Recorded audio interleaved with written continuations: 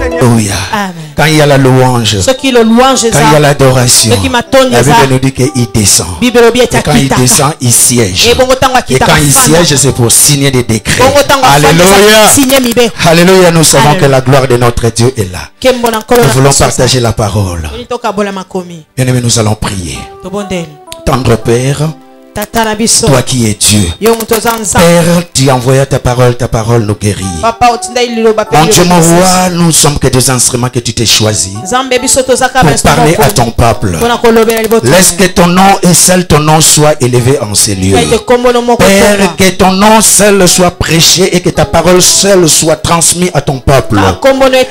Éternel, mon Dieu, mon roi, nous voulons disparaître avec notre savoir. Nous voulons disparaître avec notre connaissance. Et que toi seul tu sois établi en ces lieux. Éternel, parle à ton peuple. Touche ton peuple.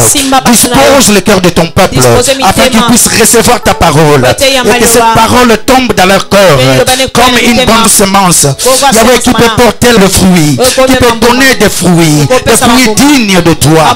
Éternel, bénis toute gloire. Nous rendons captifs à l'obéissance tout esprit en ces lieux. À ton esprit, ô cher Saint-Esprit, règne et domine en ces lieux. Établis le royaume en ces lieux. Établis le royaume des cieux en ces lieux. Jésus-Christ de Nazareth, nous t'appelons toi et toi seul à régner en ces lieux. Que nous nous disparaissions et que toi tu règnes. Seigneur, nous sommes là. Permets-nous de dispenser ta parole comme il se doit. Que l'onction qui rend, alléluia, ta parole puissante, que l'onction qui rend ta parole vivante et vivifiante soit notre part, soit la part de ma soeur, soit la part de mon frère. Au nom puissant de Jésus-Christ, nous avons ainsi prié et nous disons tous Amen.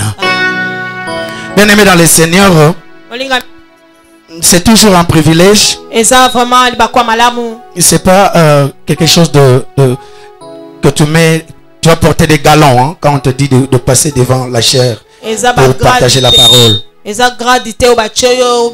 un moment d'humilité pour nous. Parce que nous servons de vaisseau. Pour que Dieu puisse parler à son peuple. Alléluia. Amen. Quand nous sommes là, c'est pour un seul but. Et le but, ce n'est que pour la gloire de Dieu. En partageant sa parole qui nous donne la vie. Parce que cette parole est vie. Alléluia. Amen. Cette parole est cette parole du commencement qui a porté la chair et qui est venu parmi les hommes. Alors quiconque reçoit cette parole, quiconque croit en cette parole, ne meurt pas, mais il a la vie éternelle. Parce que cette parole-là s'appelle Jésus-Christ de Nazareth, le divin maître. Alléluia. Le bon berger qui est prêt à donner sa vie pour ses brebis. Il s'est donné lui-même comme sacrifice. Une seule fois, afin que toi, ma soeur, afin que toi, mon frère, ait la vie éternelle. Bien-aimés dans le Seigneur, comme j'ai dit, nous allons beaucoup lire la Bible. Nous allons ouvrir nos Bibles dans le livre de 1 Pierre. 1 Pierre 1, verset 18 à 20. J'aimerais avoir un bon lecteur qui peut m'aider à lire la Bible vite fait. Nous en avons. Merci, ma soeur. Merci. 1 Pierre 1, 18 à 20. 18 à 20. Comme ça, c'est les versets majeurs, nous nous levons. Ok. Comme il y en aura beaucoup, je vous respecterai. Amen. Amen. Lisons 1 Pierre 1, 18 à 20. 18 à 20, on y va. 1 Pierre chapitre 1, verset 18 à 20. Je lis au nom de Jésus. Amen. Vous savez que ce n'est pas par de choses périssables. Vous savez que ce n'est pas par des choses périssables. Par de l'argent ou de l'or. Que vous avez été rachetés de la vaine manière de vivre que vous aviez hérité de vos pères. Verset 19. Mais par le sang précieux de Christ. Par le sang précieux de Christ. Comme d'un agneau sans défaut et sans tache. Comme d'un agneau sans tâche. Verset 20. Prédestiné avant la fondation du monde. Prédestiné avant la fondation du monde. Il fut manifesté à la fin de temps. Il fut manifesté à la fin de temps. À cause de vous. À cause de vous. Dis à ton voisin, à cause de moi. À cause de moi. Alléluia. Nous pouvons nous asseoir. Bien aimé dans le Seigneur, la Bible nous dit ceci. Ne savez-vous pas que ce n'est ni par des choses périssables et vous avez été rachetés de vaines manières de vivre que nous ont laissé nos parents. Ce n'est ni l'argent ni l'or, mais c'est par le sang précieux de Jésus-Christ que nous avons été rachetés. Alléluia. Mon frère, ma soeur, j'aimerais te dire que cette parole-là que nous avons dit, qui a porté la chair,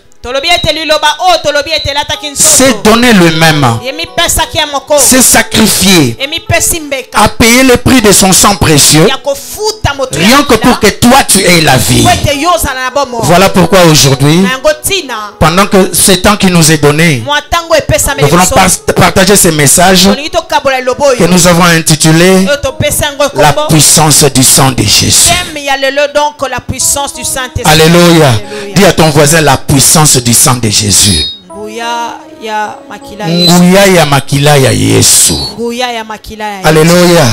Bien aimé dans le Seigneur, ma prière est qu'à la fin de cette réunion, que tu puisses sortir de ces lieux sachant que le sang de Jésus a une puissance qui est là pour toi, et que tu ne puisses pas seulement prendre ça comme une utopie,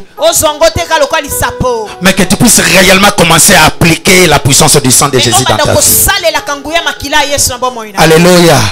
Le sang de Jésus est tellement puissant que nous allons demander au Saint-Esprit de nous aider à comprendre cela.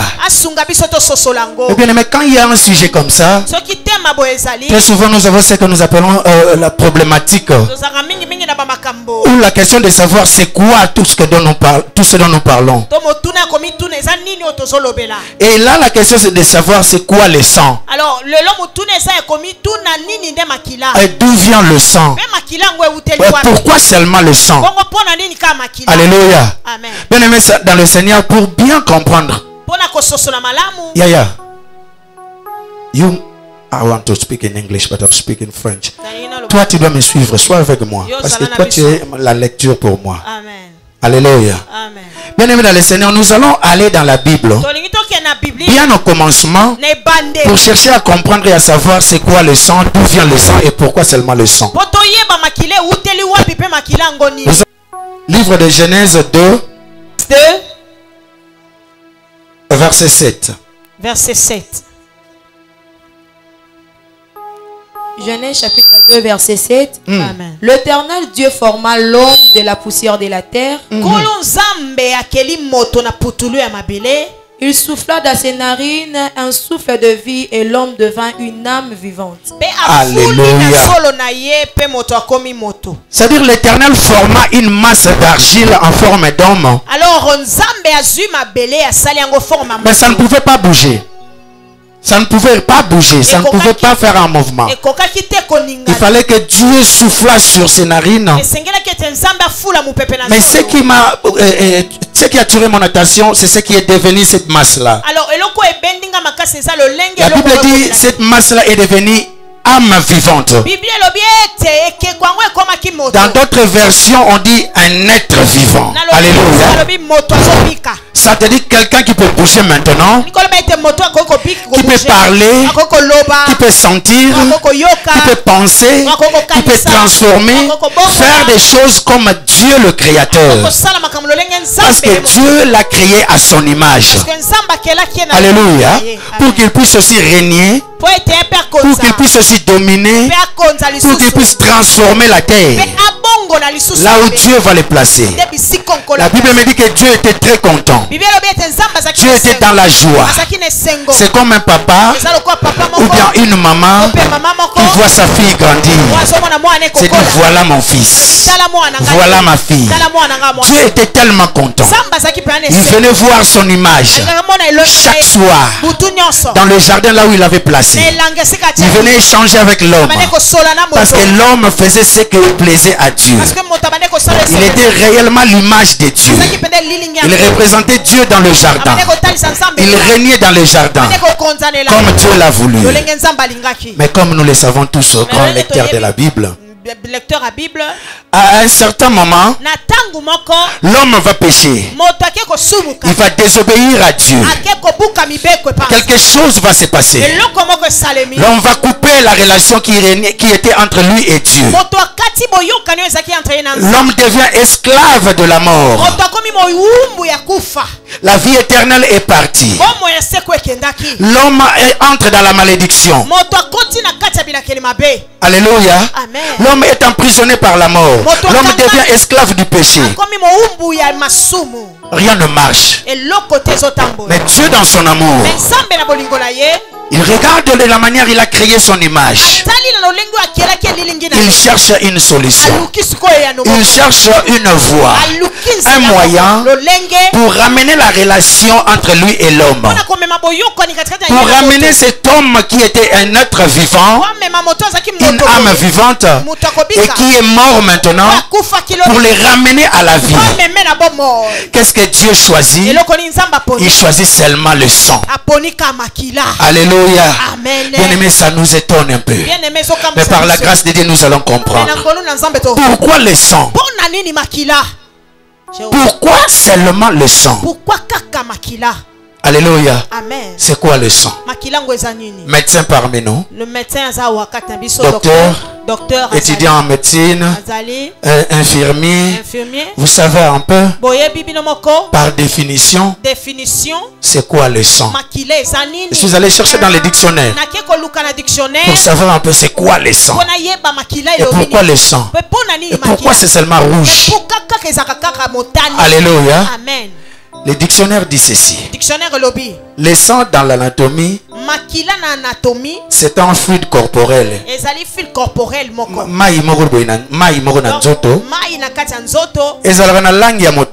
rouge. Pourquoi? Parce qu'il y a des globules rouges. Parce qu'il y a des globules rouges à l'intérieur. Il y a aussi des globules blancs. Et bambuma wana ezali plongé na kati ya plaquettes sanguines. Alors ces globules sont plongés dans les plaquettes sanguines. Baignés dans le plasma sanguin et servant à l'oxygénation du corps. Donc makilande memaramu pepe na partie moko ya nzoto ya. Alors c'est le sang qui amène la respiration dans toute partie du corps. L'oxygène n'est possible que dans le partie du corps grâce au sang. Alors bien aimé dans le Seigneur, ça c'est la définition anatomique de tout le monde en général. Mais j'aimerais que toi chrétien, tu puisses avoir cette définition de la Bible. La Bible aussi nous donne une définition du sang. Si nous allons dans le livre de Lévitique, chapitre 17, verset 11 et verset 14 que j'aime bien, parle bien du sang. Verset 11 et 15. Quelqu'un a la version Semer? Pas de problème. La version Semer parle encore un peu mieux. Lisons cette version-là de Louis II. Lévitique 17. Lévitique 17. Verset 11 et 14. Verset 11 à 14. Car la vie de la chair est dans le sang. Car la vie de la chair est où? Dans le sang. Alléluia. Amen. Ça c'est la définition de la Bible. La Bible commence maintenant à nous donner les définitions. Car la vie de la chair est dans le sang. Continuons. Je voulais donner sur l'autel afin qu'il serve d'expiation pour vos âmes. Car c'est par la vie que le sang fait l'expiation. Alors, parce que Alléluia. Lisons maintenant 14. Verset 14. Car la vie de toute chair, c'est son sang qui est en elle. La vie de toute chair, c'est le sang qui est en elle. La vie de toute chair, c'est le sang qui est en elle. Continuons. C'est pourquoi j'ai dit aux enfants d'Israël, vous ne mangerez le sang d'aucune chair. Car la vie de toute chair, c'est son sang. La vie de toute chair, c'est son sang. Quiconque en mangera sera retranché. Alléluia. Bien-aimés dans le Seigneur, nous étant que chrétiens, nous n'avons pas seulement la définition anatomique que le scientiste nous donne. Nous avons une autre définition que la Bible nous donne. Car la vie de toute chair, c'est son sang. Alléluia. Amen. La vie de toute chair, c'est son sang. Dans d'autres versions, on dit car la vie de toute âme est dans son sang. Et quand on fait encore pousser plus loin dans cette définition en disant que la vie de toute âme est dans le sang, on peut aller en disant en d'autres termes que c'est l'identité spirituelle. Alléluia. Le sang, c'est l'identité spirituelle. Bien aimé, nous pouvons encore aller plus loin. Quand le premier crime fut commis sur la terre, c'est-à-dire Caïn a tué Abel, quelque chose lié à l'identification dans le sang s'est passé et a attiré notre attention aujourd'hui. Bien aimé dans le Seigneur, je t'ai dit garde le micro avec toi parce que tu vas beaucoup lire. Moi j'aime lire. Je n'ai pas ma philosophie. Je n'ai rien à dire au peuple de Dieu. C'est la Bible qui parle. Alléluia. Genèse 4. Genèse 4. Quelque chose s'est passé là qui a attiré encore notre attention. Alléluia. Amen. Genèse 4 verset 9 à 11. Genèse 4 9 à 11. L'Éternel dit à Caïn. L'Éternel dit à Caïn. Où est ton frère Abel? Où est ton frère Abel? Il répondit, je ne sais pas. Suis-je le gardien de mon frère? Regardez l'arrogance de Caïn. Je ne sais pas. Suis-je le gardien de mon frère?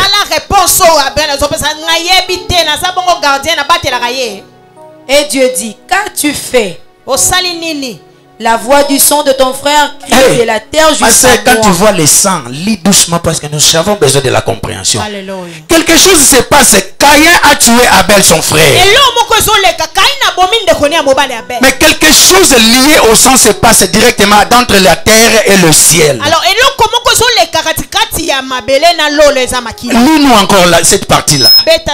La voix du sang de ton frère crie de la terre jusqu'à moi. Alléluia. Bien, mais nous pouvons comprendre que le sang a une voix qui crie. Merci ma soeur. Le sang a une voix qui crie vers Dieu. Et quand ce sang a crié, Dieu a directement identifié que c'était le sang d'Abel. Donc le sang pour nous chrétiens, ce n'est pas seulement un fluide qui circule sur le corps. Le sang, c'est l'identité de notre âme spirituellement. Alléluia. Et surtout, non, pas seulement chez nous Africains. Je connais aussi les Blancs. Mais ils ont des coutumes et des traditions peut-être plus que le nôtre. Alléluia. Donc le sang parle. Le sang a crié. Le sang a identifié Abel au devant de Dieu. Alléluia. C'est là nous allons revenir. Mais rentrons un peu à ce que nous disions. Cet homme-là, ami de Dieu, a péché, s'est séparé de Dieu, a perdu la vie éternelle. Il est emprisonné par la mort, esclave du péché. Et Dieu, comme on a dit dans son amour, cherchait un plan pour sauver cet homme, pour restaurer l'homme à son état primitif. Un homme pur, un homme saint, un homme pur, un homme vraiment régnant dans le jardin dedans, plein de vie. Et Dieu n'a vu que le sang pour ramener cet homme de la mort à la vie. Parce que le sang c'est la vie, comme nous avons lu dans la Bible. Et Dieu a établi un plan, appelé le plan du salut. Alors il a cherché un peuple pour être référence de toute l'humanité. Il s'est choisi le peuple d'Israël, le peuple juif. Il a pris ce peuple, il a commencé à leur donner des instructions, à leur donner des voies, afin de pouvoir regagner cet état primitif que nous avions perdu. Et quand nous commençons à lire la Bible, à partir du livre d'Exode, ça nous donne un peu un bon tableau pour notre bonne compréhension. Le peuple de Dieu en esclavagisme en Égypte, Dieu vient à leur secours. Dieu vient pour les secourir, pour les faire sortir de là. Et quelque chose qui va se passer pendant ce temps, parce que nous appelons un temps de préfiguration ou soit l'ancienne alliance. Parce que quand Dieu vient vers son peuple, il cherche toujours à établir une certaine alliance avec ce peuple-là. Il faut qu'il y ait des annales qui restent. Deux personnes ne peuvent pas marcher ensemble s'ils ne sont pas en accord. Alors quand Dieu vient vers toi, étant Dieu, il veut toujours qu'il y ait un accord. Et cet accord-là est toujours marqué par un sceau. Dieu fait toujours des alliances. Dieu vient auprès de notre ancêtre Abraham. Il établit cette alliance avec Abraham. Dans le livre de Genèse 22, verset 13 à 18, une histoire que nous connaissons tous, nous ne pouvons pas lire. Abraham est monté dans la montagne pour sacrifier Isaac son fils. Mais Dieu a pourvu un bélier. Il a dit à Abraham, plus ton fils qui était la représentation de Jésus-Christ, mais moi-même je vais pourvoir. Il a donné un bélier à Abraham. C'est avec le sang de bélier qu'on a scellé cette première alliance avec Abraham. Alléluia. On utilisait le sang de bélier, on utilisait le sang de bouc pendant tout ce temps dans l'ancienne alliance. Et bien aimé dans le Seigneur, quand on regarde, on lit la Bible, on constate que Dieu, pour le pardon du péché, il n'utilise rien d'autre que le sang. Alléluia. Bien aimé, nous pouvons lire Lévitique 16, verset 14. Lévitique 16, 14. Ils prendront du sang du taureau. Ils prendront du sang du taureau. Et il fera l'aspersion avec son doigt sur le devant du propitiatoire vers l'Orient. C'est avec le sang du taureau que le souverain sacrificateur doit obtenir le pardon du péché du peuple. Alléluia. Yaya, va vite. Hébreu 9 nous parle encore très bien. Et dans la seconde du souverain sacrificateur, seul entre une fois par an, non sans y porter du sang. Non sans y porter du sang. Qu'il offre pour lui-même et pour le péché du peuple. Le souverain sacrificateur entrait une seule fois l'an avec, non sans le sang, avec le sang. Pour son pardon et le pardon du peuple. Souverain sacrificateur il faut makila ezalapo etalisabolimbisami ya batonyos. Le Saint-Esprit montré par là. Déjà depuis là, le Saint-Esprit montrait déjà que le chemin du lieu très saint n'était pas encore ouvert. Que le chemin du lieu très saint n'était pas encore ouvert. Tant que le premier tabernacle subsistait. Tant que le premier tabernacle subsistait. Verset 9. C'est une figure pour le temps actuel. C'est une figure seulement pour le temps actuel. Où l'on présente des offrandes et des sacrifices qui ne peuvent rendre parfait sous le rapport de la conscience celui qui rend ses cultes. Alléluia. Lis verset 22. Verset 22. Et presque tout. Et presque tout. D'après la loi. D'après la loi. Et purifié avec du sang. Et purifié avec du sang. Et sans effusion du sang. Sans effusion du sang. Il n'y a pas de pardon. Il n'y a pas de pardon. Bien aimé, ça m'a étonné. Pourquoi Dieu, pour qu'il y ait le pardon, il faut toujours effusion du sang? C'est quoi le sang? Comme on a dit, le sang, c'est l'identité spirituelle de tout un chacun de nous. Donc pour l'expiation de nos péchés, il fallait le sang. Alléluia. Et bien aimé, nous allons aller dans cette préfiguration, comme on a dit que le Saint-Esprit montrait déjà depuis le temps la préfiguration des choses qui devaient prendre place en notre siècle. Quand nous voyons dans l'Ancien Testament, dans le livre d'Exode, ce peuple d'Israël en esclavagisme en Égypte, ce grand combat qu'il y a eu entre Moïse et Pharaon pour libérer les peuples. Bien aimé, c'était pas facile. Pharaon ne voulait même pas les libérer. À un certain moment, il dit, allez seulement les hommes, laissez les femmes et les enfants, tout va bien ici. Il peut faire ça. Alléluia. Mais bien aimé, arrivé à la 10e épreuve, c'est là qui a encore attiré notre attention. Parce que c'est encore lié au sang. Nous parlons du sang aujourd'hui. De la puissance du sang de Jésus. Dans cette préfiguration des choses, arrivé à la 10e épreuve, Dieu dit à Moïse quelque chose de très important. Et ça, nous devons lire Exode 12.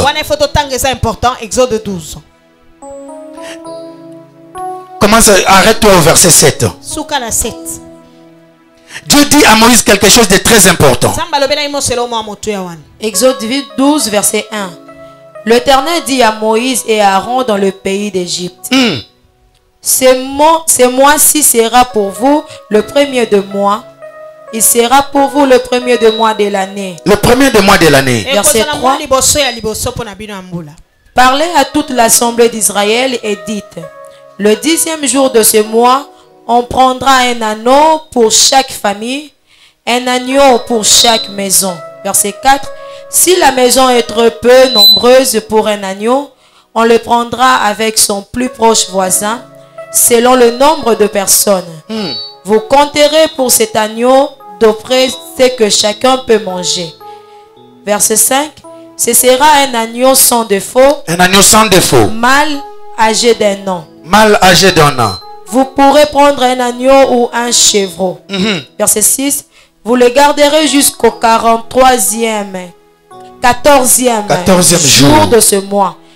Et toute l'assemblée d'Israël l'immolera entre le 2 soirs. Verset 7.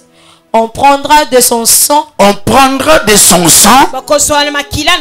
Et on en mettra sur les deux poteaux, sur les deux poteaux, et sur les linteaux de vos portes, de la porte de maison où l'on mangera cet agneau. Alléluia. Amen. Bien-aimé dans le Seigneur, Dieu veut sauver le peuple. Dieu veut faire sortir le peuple. Mais Dieu introduit une fête, quelque chose qui est devenu pour nous une fête spirituelle, que nous devons célébrer chaque année. Ce mois-ci sera pour vous le premier mois de l'année. Vous célébrerez cette fête chaque année. La fête de la Pâque. Parce que c'est la fête de la libération. Là où Dieu dit à son peuple, vous prendrez un agneau mâle d'une année, vous mangerez cet agneau. Mais vous prendrez de son sang, vous allez asperger sur les poteaux et sur les linteaux. Quand je verrai le sang, je passerai. Le mal ne tombera pas sur cette maison-là à cause du sang de l'agneau. Alléluia.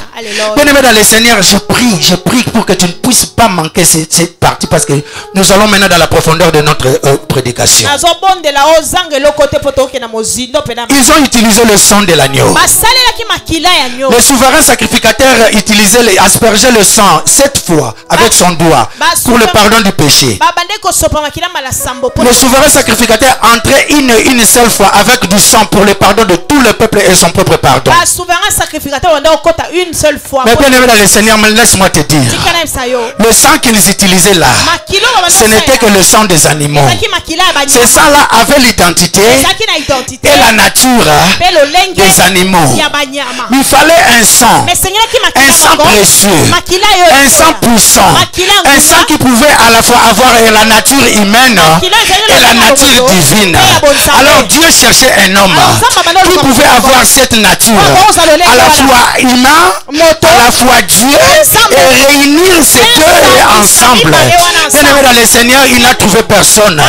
Cette personne-là, Dieu l'a trouvé en lui-même. C'est la personne de Jésus-Christ.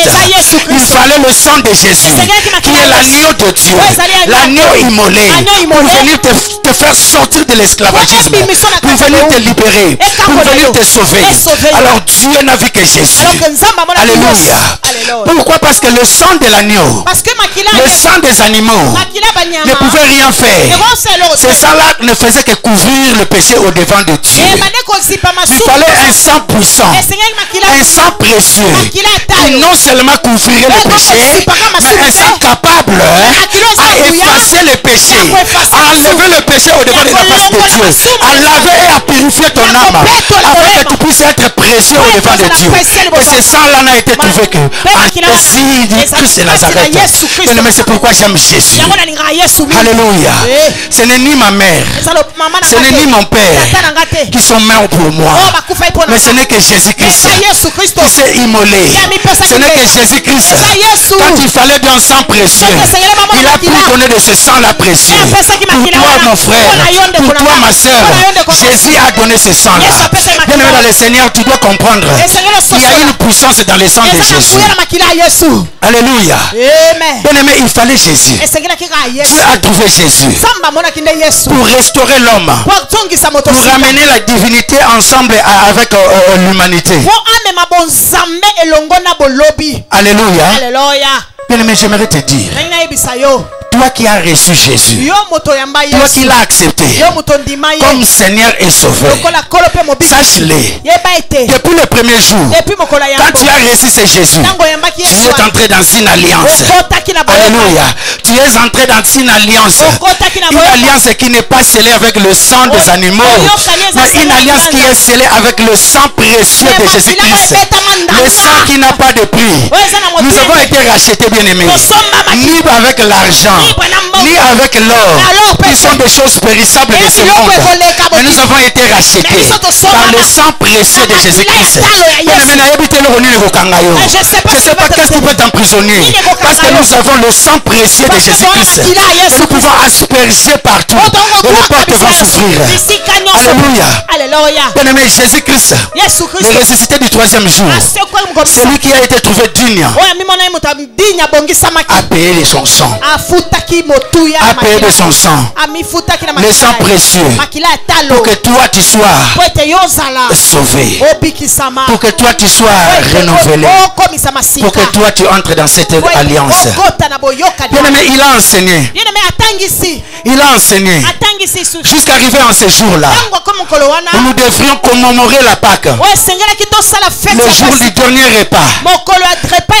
Nous allons dans le livre de Matthieu 26. Il est assis avec ses disciples.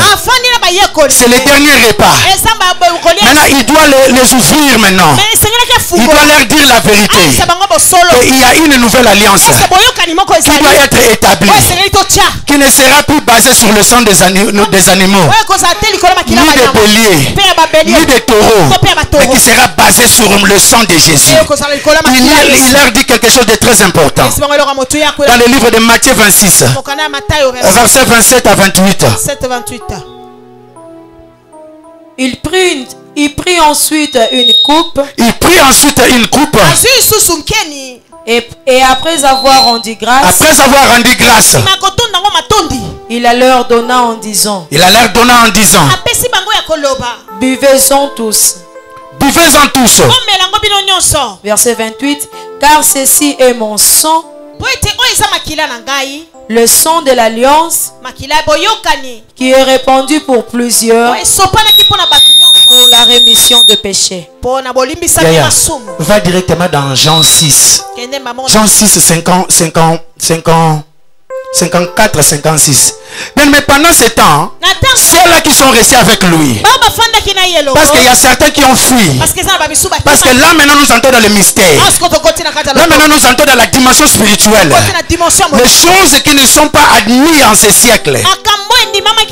Dieu a dit qu'il vous est interdit de manger la chair et d'en boire le sang. Mais Christ dit, dans cette nouvelle alliance, dans cette nouvelle dispensation, vous devez manger de ma chair et boire de mon sang pour entrer dans cette alliance. Qu'est-ce que cela signifie? Les gens n'ont pas pu supporter. Qu'est-ce qui s'est passé quand Christ leur dit cette vérité? Jean 6, 54. C'est lui qui mange ma chair, et qui boit mon sang, à la vie éternelle. Alléluia. Et je les ressusciterai au dernier jour. 55. Car ma chair est vraiment une nourriture. Et mon sang est vraiment une breuvage. 56. C'est lui qui mange ma chair, et qui boit mon sang, demeure en moi. Et je demeure en lui. Bien-aimé dans le Seigneur, cela était interdit. Cela ne pouvait pas se prendre place, parce que c'est la loi de Dieu, c'est la loi de Moïse. Tout le monde respecte cette loi.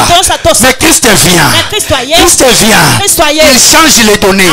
Il dit, dans cette dispensation, dans cette nouvelle alliance, c'est lui qui mange de ma chair et qui boit de mon sang.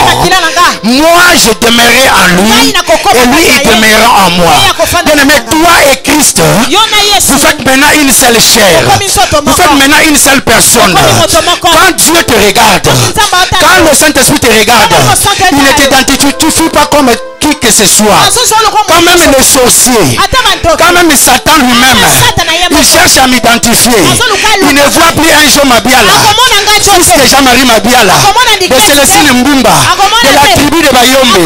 Non, quand il te regarde, il ne te voit plus comme un Moulouba.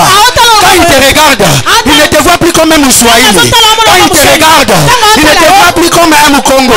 Quand les sorciers, et lui-même Satan le diable, quand il te regarde, toi qui as mangé Jésus, toi qui as bu Jésus, il regarde, ton identité a complètement changé. Tu n'es plus un Moulouba, tu n'es plus un Moukongo, tu n'es plus un Mouswahili, tu n'es plus un Mungala, tu es devenu un Christ de la tribu de Juda, de Israël céleste. Parce que tu as le sang de Jésus en toi. Le sang de Jésus qui t'identifie maintenant. On ne va plus t'identifier par rapport à tes parents, par rapport à tes origines, mais on t'identifie par rapport au sang de Jésus. Et là, tu es devenu un chrétien. Et véritable. Il faut manger la chair qui est sa parole. Il faut boire de son sang qui est dans sa parole. Et la puissance du Saint-Esprit qui est dans sa parole commence à se manifester dans toi. Tu marches comme un chrétien. Un vrai chrétien racheté. Un vrai chrétien racheté. Pour qui Jésus a payé le prix. Quand tu marches, tu dois marcher tête haute. Avec fierté. Sachant que je suis un enfant de Dieu. Je suis une fille de Dieu. Christ a payé le prix. Christ a fait couler le sang.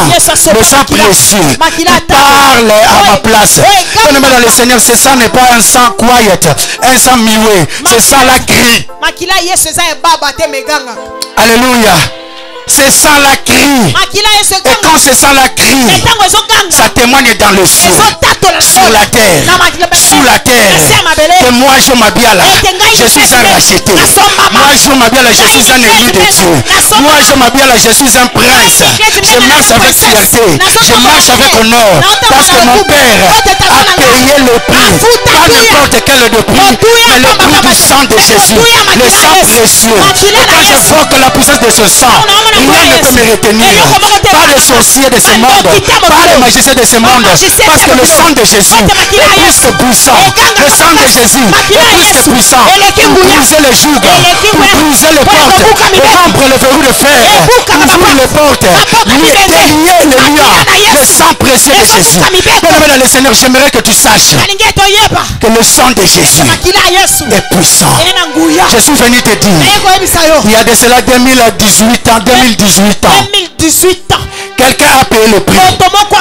Ce n'était ni ta mère, ni ton père, mais Jésus-Christ de Nazareth. Il est mort pour toi. Il a laissé couler son sang afin que toi tu sois libre. Et ce sang-là est puissant. Ce sang-là parle. Ce sang-là crie pour toi, pour ta délivrance, pour ton salut. Bien-aimé, Christ a été percé en cet endroit, significativement. Sur sa tête, on a placé une couronne d'épines. Le sang a coulé pour que tout ce qui est pur, tout ce qui est parfait, tout ce qui est agréable soit l'objet de tes pensées. Mais pourquoi toi tu penses toujours négativement? Pourquoi toi tu penses toujours négativement? Christ a déjà payé le prix. Rien ne peut te mettre par terre. Christ a déjà payé le prix. Rien ne peut te mettre par terre. Il faut commencer à penser positivement. Bien-aimé dans le Seigneur, il n'avait rien fait. Il n'avait rien fait. Mais on l'a pris. On l'a chicoté derrière son dos. On l'a chicoté derrière son dos. Il est Jéhovah Tsidkenu, le Dieu de ma justice. Personne ne pourra t'accuser. Parce que la justice de Jésus-Christ, il nous a déjà justifiés. Par ces meurtrissures-là, nous sommes aussi justifiés. Par le fruit là, nous sommes justifiés. Mais non, pas seulement ça. On l'a cloué à la main gauche. On l'a cloué à la main droite. Afin que tout ce que toi tu toucheras, tout ce que toi tu vas entreprendre, puisse aller de l'avant. Que le fruit de tes travail, de tes mains, puisse aller de l'avant. C'est pour cela qu'il s'est payé le prix. Bien-aimé, on l'a cloué au pied. On l'a cloué au pied. Afin que partout tu piétineras, partout tu marcheras, tu puisses prendre domination sur nous. Toi on te domine. Toi tu es enfant de Dieu. Bien-aimé, on l'a percé là. Septièmement, on l'a percé. Afin que par ces meurtrissures, nous soyons guéris. Quelle est cette maladie qui te garde encore? Christ a déjà payé le prix. Il n'y a pas de diabète de la famille. Il n'y a pas de tuberculose de la famille. Christ a déjà payé le prix pour toi. Je ne suis pas malade. Je suis guéri par ces meurtrissures. Et c'est là par la puissance du Saint-Esprit. Mais j'aimerais que tu saches en ce dimanche que le sang de Jésus est précieux. Le sang de Jésus est puissant. Et ce sang de Jésus est pour toi. Il suffit seulement d'invoquer la puissance du sang de Jésus. Asperge le sang de Jésus avant de sortir. Protège tes enfants, protège tes affaires, protège ta maison, protège ta voiture par le sang précieux de Jésus. Marche partout avec fierté, sachez que tu es un enfant de Dieu. Nous avons payé le prix, pas d'un agneau, pas d'un cheval, mais de Jésus.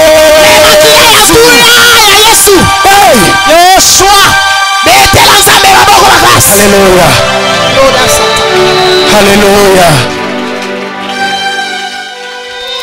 Il n'y a rien que nous puissions donner qui peut nous purifier. Bien-aimé, je prie Dieu que mon passage, que ce peu de temps que je passais avec vous, t'a réveillé. Utilise la puissance du sang de Jésus. Nous avons été rachetés pas par l'argent, pas avec le sang de qui que ce soit. Nous sommes dans cette alliance, l'alliance de Dieu, scellée par le sang de Jésus.